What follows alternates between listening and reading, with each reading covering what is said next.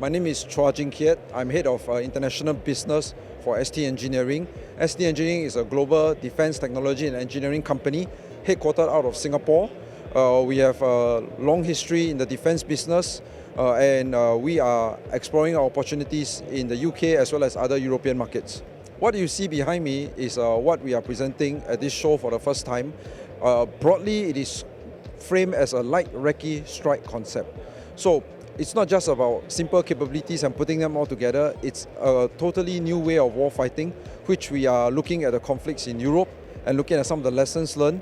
And we think that there are opportunities to provide this quick solution for tactical forces. You see a mortar system that's integrated onto a 6x6 vehicle.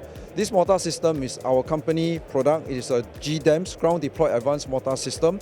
The good thing about it is that it is quick to deploy, quick to keep, and it is OEM agnostic. I can integrate it on the back of any truck that can carry that kind of load.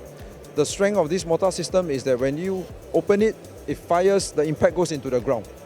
So there's nothing on the vehicle, or very little on the vehicle.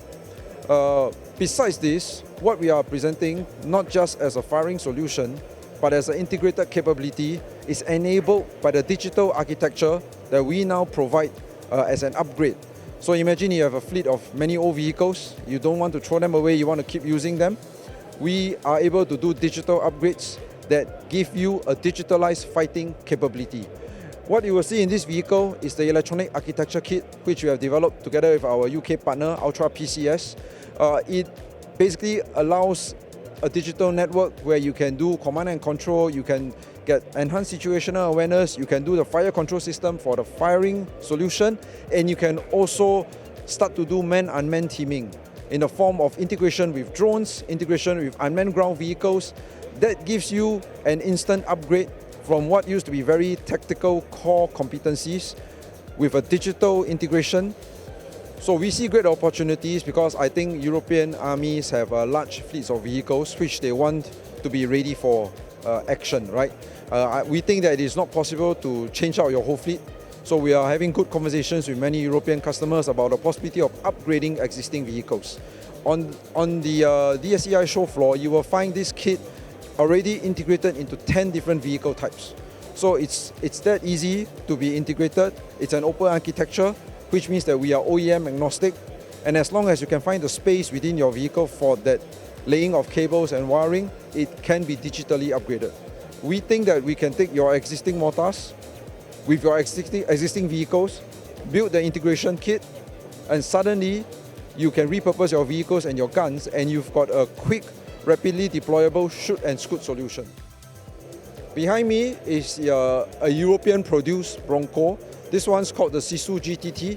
It was built in Finland together with our partners in Finland, Sisu Autos. What we are doing now is that we have always had this capability. With us, it's called the Bronco. It is an articulated track carrier.